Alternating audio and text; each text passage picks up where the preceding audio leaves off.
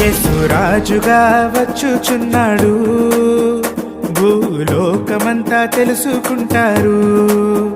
యేసు రాజుగా వచ్చుచున్నాడు, భూలోకమంతా తెలుసుకుంటారు.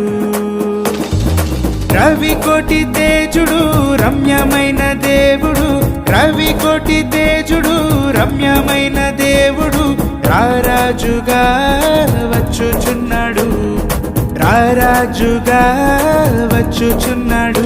యేసు రాజుగా వచ్చుచున్నాడు, భూలోకమంతా తెలుసుకుంటాడు. మేఘాల మీద యేసు వచ్చుచున్నాడు, పరిశుద్ధులందరినీ తీసుకుపోతాడు.